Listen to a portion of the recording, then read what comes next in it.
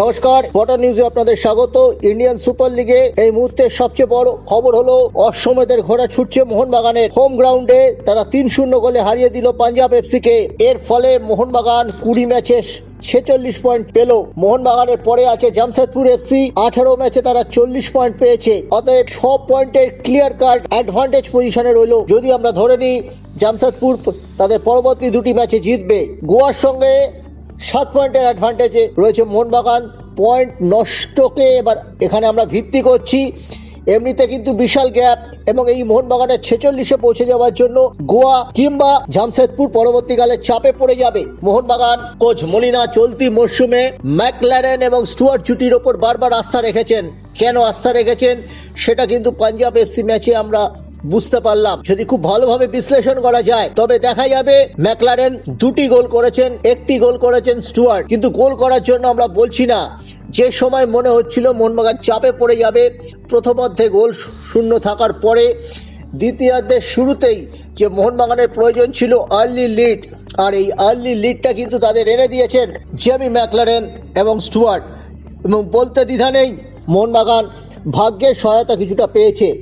আমরা দেখেছিলাম আশিক রায়কে তুলে নিয়ে কুরিয়ানকে নামিয়েছিলেন কোচ মলিনা, এবং 54 মিনিটে আমরা দেখেছিলাম আশিক কুরিয়ানের দিক থেকে স্ট্রেচ করে ঢুকে ভিদাল একটা সেন্টার নিয়েছিলেন, তাকে বলটা বাড়িয়েছিলেন অভিষেক সিং। লম্বা চুলের এই খেলোয়াড়টি নিঃসন্দেহে নজর কেড়েছে, কিন্তু আমরা দেখলাম পাঞ্জাবের খেলোয়াড়ের শট পোস্টে লেগে ফিরে এলো।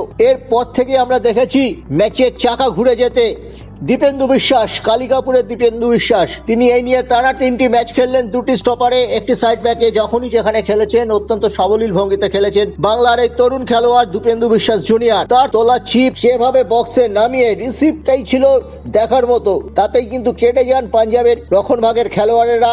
এবং আমরা দেখলাম ম্যাকলারেন গোল করলেন, নিজের জাত তিনি চিনিয়ে দিয়েছেন। একটা সময় মনে হচ্ছিল যে মলিনা কেন স্টুয়ার্ট এবং ম্যাকলারেনকে বারবার প্রথম একাদশে রাখেন।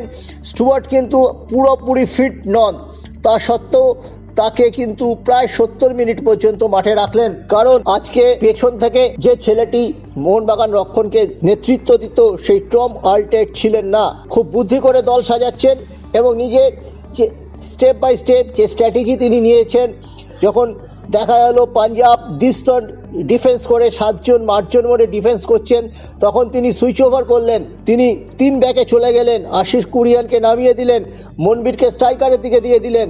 এর ফলে কিন্তু দ্বিতীয়ার্ধে আমরা 3টি গোল দেখেছি। দ্বিতীয় গোলের ক্ষেত্রে দেখলাম লিস্টন কোলাসো বলটা রেখেছিলেন গোলে, গোলরক্ষক রবি কুমার সেটা পেয়ে যেতে পারতেন, কিন্তু দেখলাম হাঁটু দিয়ে বলটাকে ঘুরিয়ে দিলেন চমৎকারভাবে।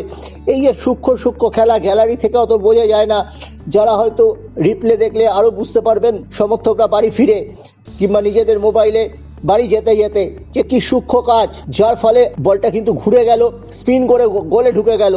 এবং শেষ মুহূর্তেও আমরা দেখেছি আবার সেই ম্যাকলারেনকে গোল করতে, তার 8টি গোল হয়ে গেল। তিনি এখন মোহনবাগানের সর্বাধিক গোলদাতা।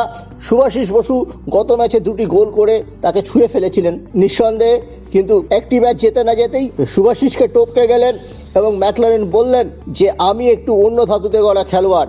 ম্যাকলারেনকে বারে বারে মলিনা যে এতটা আস্থা আছে, সেই আস্থার প্রতি যোগ্য জবাব দিলেন। দিমিত্রি এবং কামিন্স সাধ্যমতো চেষ্টা করছেন, সুপার সাব হিসেবে খেলছেন। কামিন্স আজকে মাঠে এলেন শেষ 20 মিনিটের জন্য, তিনি তার মোটামুটি একটা ছাপ রেখে চলেছেন। মোহনবাগান কোটা দল মতো চলেছে, মাকুর মতো দলটা ওঠানামা করছে। পাঞ্জাবের মতো দল বা যে কোনো দল, যেটা আমরা কলকাতা ফুটবলেও দেখি, মোহনবাগান ইস্ট বেঙ্গলের সাথে ছোট দলগুলি যেভাবে ডিফেন্স করে, এখন মোহনবাগানের সঙ্গে মোহনবাগানকে রুখে দেওয়ার জন্য ঠিক সেই পন্থা অবলম্বন করেছে। কিন্তু এইভাবে মোহনবাগানকে হয়তো 60-65 মিনিট রুখে দেওয়া যায়, একটা অর্ধে রুখে দেওয়া যায়, কিন্তু মোহনবাগানকে এইভাবে 90 মিনিট রুখে রাখা খুব অসম্ভব।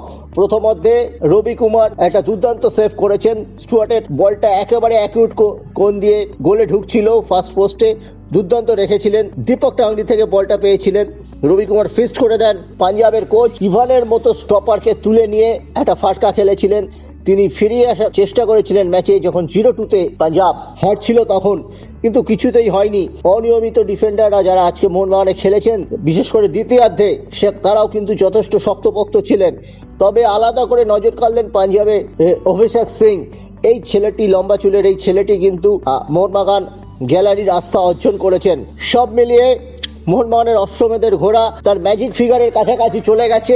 বাকি 4টি ম্যাচ আছে, 46 থেকে তাকে 50 সেকেন্ডে পৌঁছাতে হবে, তবেই লিগ শিল্ড চ্যাম্পিয়ন। মোহনবাগান যেদিকে যাচ্ছে, আমাদের ইগর স্টিফেন ব্যারেটোর 2009 সালের সেই খেলার কথা মনে পড়ছে, যেখানে 22 রাউন্ডে মোহনবাগান লিগ ছিল, মোহনবাগান 20 রাউন্ডে চ্যাম্পিয়ন হয়ে গিয়েছিল।